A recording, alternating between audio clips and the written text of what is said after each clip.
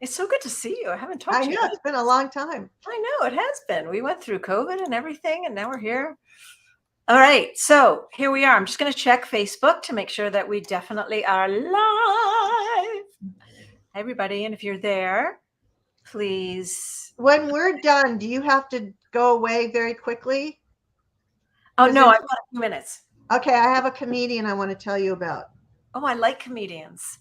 I don't know if anybody's there. Okay, comments. There we go. Okay, anyone there want to say hello to me and Arielle Ford? If you're watching us, say hi. Brianna's here. Do you know how to see the comments? I don't. Let's Okay, see. over to the right of your screen. Oh yeah, it says comments. It says comments. Okay, I see them. And Great. Rachel is here. Hi, Rachel. Okay, so Arielle Ford, I've known you a long ass time.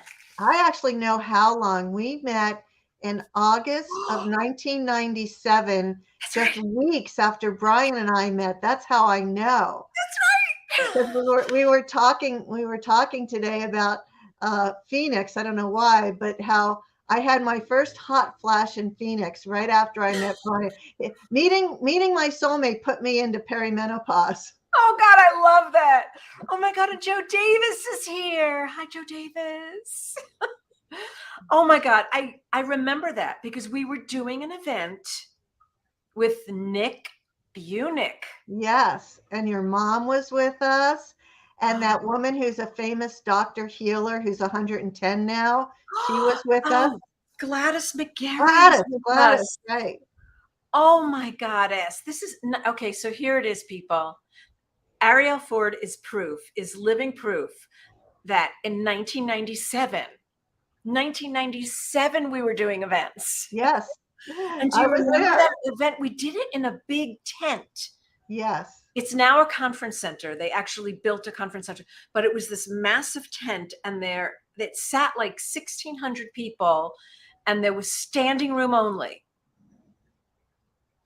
Yep, it was great. That was a long time ago. So Nick, does anybody know what book? Nick is alive. We do know that. I don't know what he's doing, but every once in a while he surfaces somewhere. Yes, he pops up every so often for me too. It's like, oh, there's Nick Bunick. Does anybody know what book Nick Bunick wrote that made him Nick Bunick? Yeah. Anyone want to take a guess? Don't Google it. Anyone know? Take a guess. You know, his name isn't on the book. The book is about him, but he is not listed as an author. There were two other people who were authors. Oh, that's right. Yes, but the book is about Nick Bunick. It's called The Messengers. The Messengers, and yeah. his point of view was that everybody got it wrong about Jesus, that Paul the Apostle, who he claims to be the reincarnation of, and Jesus had a personal friendship.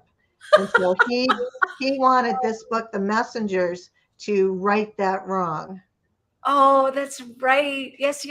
But he also talked about angels, because that's how I met Julie, the angel communicator. And that's how I met Doreen Virtue. And that was in 1997. Yeah. Because he knew Doreen, and Doreen wasn't very popular at that point. No, Doreen and Nick had a special relationship. They were very close. Oh, don't tell me that.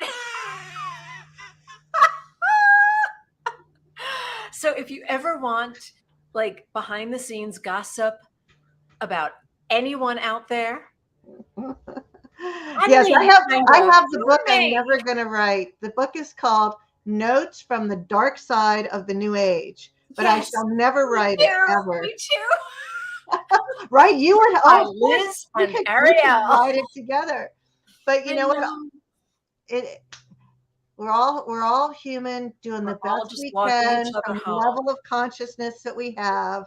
Yes. And, you know, God help us. Exactly. God help us is right. Barb Nyman is here from Bali. Oh, I love Bali. Barbie. Okay, so let's talk about what you've been up to and what you have been up to in the past. So you are, I want to say, the New York Times best-selling author.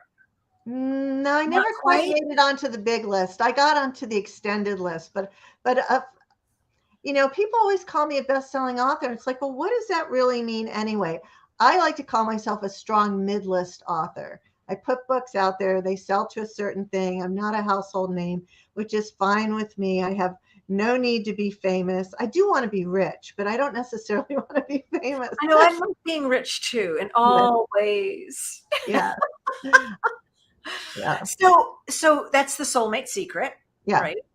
And you've also written, I'm going to defer to your memory for the names of your books. Wabi Sabi Love. Wabi Sabi Love. How could I forget that Right. one? I Turn love your it. mate into your soulmate. I love that. And then I did a series of 6 books called Hot Chocolate for the Mystical Soul. That was long ago. Yes. And now I have my debut novel, which came out today, like this morning, and it's called The Love Thief.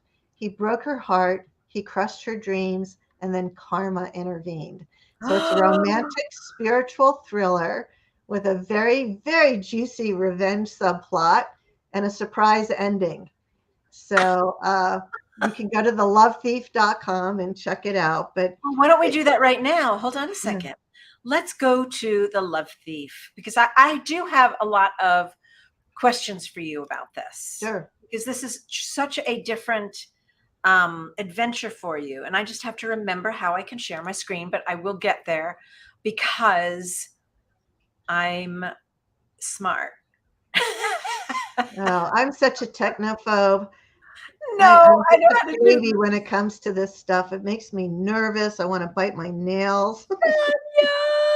Tanya, it's not in settings. How do I do this, Tanya? Tanya always knows. Hot Leah's recording, virtual background, audio, general. Let me try general and see what happens. Nope. I just did this the other day. I was on with Colette. Oh, I love Colette. Share, because I've got your, here it is. It's like right there. Here it is. thelovethief.com. And it's a redirect to this. But this is your new book. Yes. And when we order it on your site, what happens? So I have a bonus on there. And what it is I went to the world's top 8 yoga teachers and I gave each of them an emotion: anger, betrayal, heartbreak, uncertainty, physical pain. And then I asked them to send me a video that talked about the yogic philosophy, let's see, of overcoming grief. And then the yoga poses to do to overcome grief. So you get all of these videos for free when you order the book at thelovethief.com, because the protagonist in my story, Holly, goes through this huge roller coaster of emotions. And she's not a seeker and she's not a believer. She's a really adorable girl who is a reaction to the fact that her mother is a new age baby boomer who hung dream catchers over her crib. So she doesn't believe in any of this stuff. And yet she ends up in Rishikesh, India, from a broken heart and from having her life ruined by this toxic narcissist. And as she is in Rishikesh, she begins to have these magical, mystical healing experiences. So what I discovered in the course of having early readers is that pretty much every single woman I know has had a terrible broken heart from somebody who betrayed her. And nobody really ever talks about it. And the worst part about it is that they've now proven that overcoming a broken heart is harder than overcoming a cocaine addiction. Really? Yes. Okay, how many of you women out there and men have had a broken heart? I know I have. Hi, Debbie Lebinsky. Whether it's, and do we talk about broken heart, whether with someone has moved into spirit or what? Well, this is more about being betrayed. Betrayed. How many of you have had a We betrayal? expect to feel grief if somebody dies, right? But if someone breaks your heart and they betrayed you, either, sexually, stolen your money, all of the above, which tends to happen with toxic narcissists. One of the reasons why it's so painful is because not only did we love this person, we believed that they loved us. Yes. And so the pain is more than just like losing a friend or getting fired from a job, all of which are traumatic and terrible. But this is a level of heartbreak beyond which most people are used to, and it's hard to get over. So what's been happening with the book, and I didn't set out to write a book to heal broken hearts. It was not my intention. But what happens for Holly is that she does find healing. She finds healing because she is befriended by a spiritual bookstore owner in Rishikesh who is a retired professor of psychology. And he becomes her mentor and her guide and her angel and her friend and somebody to confide in. And it's just this beautiful relationship that develops. And I based the character, his name is Deepak, because in India, Deepak is like John or Bill or Steve. It's a very Nothing common having to name. do with your dear friend, dear Well, Deepak. you know, I know you're very close to Deepak. yes, I Love Deepak. definitely thought of Deepak Chopra when I named him, but the personality of this character is of my husband, Brian. I wanted him to be this loving, kind, gentle, empathetic, compassionate listener. Right. And so the wisdom that flows out of my character Deepak's mouth is sort of a mishmash. It's part Deepak, part Neil, part Gay Hendricks, part everything I've ever learned. It's the best of everything I've ever learned about love Uh-huh. being bestowed upon this broken-hearted woman. And it's this great love relationship, but it's not sexual at all. He's much older than her. And then, she is so angry and she wants revenge, and opportunity presents itself Yes, in I which know. in I've which read the book. karma gets her way with this evil man. Karma's a bitch, So people. yeah, well, as Deepak Chopra says, karma never forgets an address. So Karma never forgets an address. right. So it took me almost 5 years to write it. It was a crazy story of how it came to be. Yeah, that's what I want to know. Like, how did this come about? Because this is definitely a departure from the norm. Right. Well, what happened was Brian walked into my office one day and he said, I have this idea. I think you should write a book about me. And the title should be I Married an Alien. And I said, I would never write that book. That's a crazy idea. And I threw him out of my office. But then I started thinking about it. Like, if I were going to write a book about Brian, what would it be? And I realized it had to be something about how he shows up in the world. I call him my heart chakra on legs because his whole mission in life is to love people and to know that they're loved. So I started thinking about that. And then this line, the first line of the book came to me. My mother was right. And I was like, oh, that is a good opening line. And then this movie started to appear in my head. I couldn't make the movie go away. I started to see this whole story.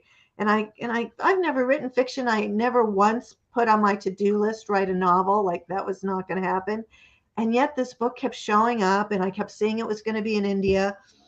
And I get this email from masterclass.com, and it's about a new course with Dan Brown on how to write a thriller. Dan I Brown. love Dan Brown. I thought, oh, I'm not going to write a thriller, but I want to spend time with Dan Brown. Who wrote, why can't I think of the name of the book? Da Vinci Code. Da Vinci Code. Da Vinci Code, right? So I sign up for this course, and lesson number 3, video number 3, is Dan talking about location as a character in the book, just like Florence, Italy was a character in Da Vinci Code. And I thought, gee, if I'm going to write this book, which I'm not, but if I were going to write the book, Rishikesh would be a character in the book. Anyway, for several weeks, I felt haunted by the story and by the movie in my head. And finally, I sat down and I had a conversation with God. And I said, listen, God, I don't want to do this. Stop it. Make it go away. However, if you really want me to write this book, I will manifest a business class ticket to India, which is about $7,000. Yes. So I made this deal. And then I felt so good because I thought, well, that's never going to happen. That's just not going to happen. 48 hours later, I had the ticket in my hand. How did that happen? I ran into a friend of mine, a former business partner, and he said, hey, Arielle, how are you? What are you up to? And I said, well, nothing much. I'm thinking about manifesting a trip to India. And he said, well, when do you want to go? And I told him some dates, and he looked at his calendar on his phone, and he said, last time we went to India together, we had a blast. I'll take you. Boom. I had the ticket. And then 2 days before we were leaving, he had to cancel, but he said, you go on without me, which was perfect because I didn't need anybody. So I get to India and Wait, you went by yourself? I went by myself because I had a Brian lot of didn't go work with to you. do. I mean, Brian didn't go with you. No, he didn't go. I needed to go by myself. I had so much to do. And when I got there, the scenes that I saw in the movie in my head, I tripped over, I fell into, I walked into. It was so magical and so crazy. Like I was having instant manifestation. I would have a thought and 30 seconds later it would be there. So I just took a million notes and took a lot of pictures and a lot of videos and came home and started writing and writing and writing and writing and rewriting and hiring book doctors and reading because I didn't know how to write fiction. I'm a very good nonfiction writer. I know that. But I didn't understand that the only correlation between fiction and nonfiction is words. That's it. That's it. It's Well, nothing. don't you have to come up with like stories and timelines and Well, that's how people with MFAs do it. They get a whiteboard and they map the whole thing out. I didn't know to do any of that. I was just sort of in my own crazy way taking dictation from a movie in my head and following the breadcrumbs from the movie and doing it that way and teaching myself to write on the fly. And it wasn't easy. And I have an agent, and my agent tortured me. Oh, she just gave me notes after notes after notes and forced me to get better and better and better. And finally, the analogy I came up with is like, imagine that Liz Dawn is the finest person in all of Phoenix for doing mani-pedis. Everybody comes to Liz Dawn for mani-pedis. that's And not then true. well, one day somebody walks in and hands you a scalpel and says, today you do brain surgery. That's the shift from Oh nonfiction my to fiction. gosh. Yeah, it was crazy. That is wild. That But is I'm really happy now that I've done it and now that I've survived it.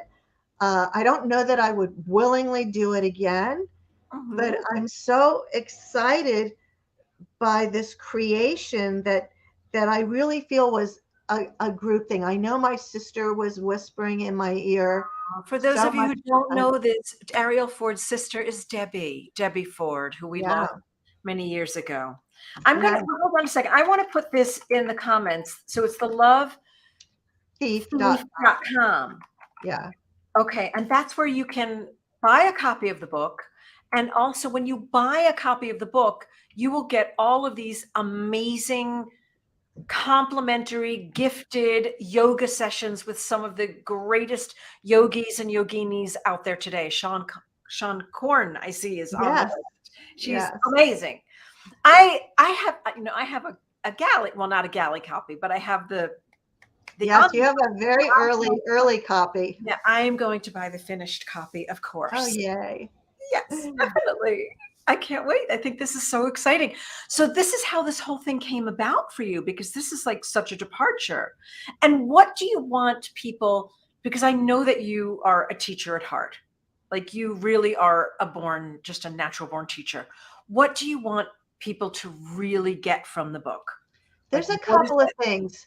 One of the biggest messages, which had experienced already in my own life, is for people to know that when you're at the lowest point in your life, when you're at the worst intersection where love, health, money, it's all gone, and you're just freaking out, that that will be the birthplace of the greatest moments that are to come. And of course, when you're in the pit, you don't believe it and you can't see it. But in retrospect, now that I'm 70, I can look back on my life and I Or can not? see, oh, I am, that I'm so glad for the horrible moments of my life. Like Yeah. if I got to redo my life, I wouldn't remove them now, even though they were the most painful at the time things.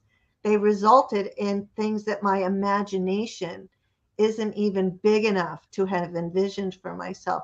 The other big lesson in the book is really an explanation of what love is. So many people have no clue what love is. They think love is a feeling.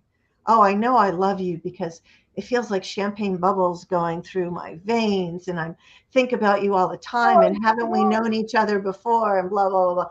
And that is the state of being in love, which I like to call the socially acceptable form of insanity. Okay. It is not love. This is a new person. You barely know them, and yet you're willing to give them everything, including all of your money, because you're meant to be together and you've been together for lifetimes, and you can feel it. You've never felt this way before. And it's your brain on drugs. It's your brain on dopamine and oxytocin and adrenaline. And it is the greatest drug high ever. And it Yes. is not love. It's not love. So what love is, and there's this beautiful chapter in the book where Deepak really explains to Holly what love is. Love is a behavior. Love is action. It's a choice. It's a decision. It's a way of being. And there will be days when you're with your beloved soulmate life partner when you hate them, and it doesn't mean that you don't love them. Right? Oh, I completely understand this. Well, of course you would understand, because it's true. People think, oh, I'm going to meet my soulmate and we're going to fall in love and it's going to be happily ever after. I was a first-time bride at 44. I certainly bought into that. And then, somewhere in the first 6 months, I was like, ooh, why am I feeling this way? This is how I used to feel when my father would do such and such. And like all this stuff was coming up. And then I also discovered I had no partnership skills, none at all. What I excelled at was being the boss. I was a good entrepreneur. I was a good boss. But being a good boss is no good in a relationship with an alpha male. I knew that I had definitely manifested my soulmate. I was also becoming aware that I could blow it at any moment, and I needed to become a student of love, which is how I got onto the whole path, because the soulmate secret was all about finding love. Wabi sabi love into your mate, into your soulmate. It's all about keeping love. And let me tell you, even for you single people, you're not going to believe this, but what's really true is finding the soulmate is the easy part. It's the easy part. Keeping them, you and them, like together and happy, that's an art. See, I think it's interesting. I feel like the first part for me was much harder. Really? But I didn't get married until I was, well, I say 49, but it was really 50. Yeah. I mean, that was the harder part. Now, and because I was older, because I'd been through all the bullshit and I'd been through all of that. Yeah. That being in love and staying in a healthy, monogamous, committed relationship is not without its challenges. Definitely. Yeah. But for me, this is much easier than the other piece. Yeah. Yeah. But I love being in partnership and relationship. Oh, there's nothing better to be spending your life with your best friend, somebody who would take a bullet for you, who likes you on your good days and your bad days, is your biggest cheerleader. I mean, that to me is essential. We human beings, I don't believe, are meant to be alone. That doesn't say that we have to be with a romantic partner. Certainly friends and family can fill in for that, but we're not supposed to be doing life alone. It's hard. We need a buddy system. But to be with someone that's a fit for you. Yeah. I think that's a huge piece. Okay, so tell me, I want to talk more about the book. Okay, so who are you hoping? Who is your ideal reader for this? Because I feel like it's like for anyone who wants to be in relations, for everyone. Well, I have a Hollywood producer who is going to turn it into a limited streaming series. Love it. And she says the book is Eat, Pray, Love meets Dirty John. And that's really exactly what it is. So it's for anybody who likes a good summer beach read, who's interested in spirituality and consciousness, who admits that they have a dark side and can relate to wanting revenge and getting back at somebody. And really, anybody who's ever had their heart broken will find solace and healing in the progression of this story. So while it's easy to say it's a woman's book, I've had lots of men read it who also say they found healing in it, because when somebody cheats on you, when somebody breaks a trust, it's Oh, a horrible thing. yes. And like I said, we don't have a lot of conversations around that. No. If somebody And dies, we know what books to recommend and what support groups to go to. But if your heart gets yeah. broken, it's not quite that I clear. loved the book, but I also think I could easily just hand it to Jeff, and Jeff would be like, yes, I get this. I love it and I get it and can relate to all of, I don't want to talk about it too much, but can relate all the pieces that Holly goes through in her Yeah. transfer, in what Well, happens. the other thing the book has is there's a lot of travel in it, and there's recipes, because Holly's in India going to cooking school. So I Right. put the recipes in there too. And the thing that's great about Holly is that she's very funny and she's very snarky. So, and she's not, like I said, she's not a seeker. Right. She's not some new age girl who went to become a yoga teacher in India. She was going to get away from her problems and learn some new recipes, and ended up having these transformational experiences. So I love to read. I'm a total book junkie. I'm never happier than when I'm lying on my outdoor couch reading a good book. So the book's anybody, it's a romantic spiritual thriller is what it is. Everyone who I've talked to, all the speakers and people that have given you testimonials who have read it, they're like, yes, it's such a good book. Yes, you have to get it, you guys. If you go to thelovethief.com, here, let me share the screen once more so everybody can see it, because I figured out how to do that. So I'm super excited to do this again. So here it is, The Love Thief. Let me go to the top of the page, thelovethief.com. Here's Arielle, gorgeous, gorgeous picture of you. Oh, thank you. And of course it's orange. I love that. And let me tell you a funny story about the cover. So you see that girl on the cover? Yes. I got an email about a month ago from a woman named Monia, and she said to me, we have a mutual friend. She named some woman named Tatiana. She said, and Tatiana sent me to your book page, and I want you to know that I am the girl on your cover. And she attached a black and white photo of herself in that pose, taken in Rishikesh. She said, not only am I your cover girl, she said, but I was in Rishikesh to get over the heartbreak of being with a narcissist.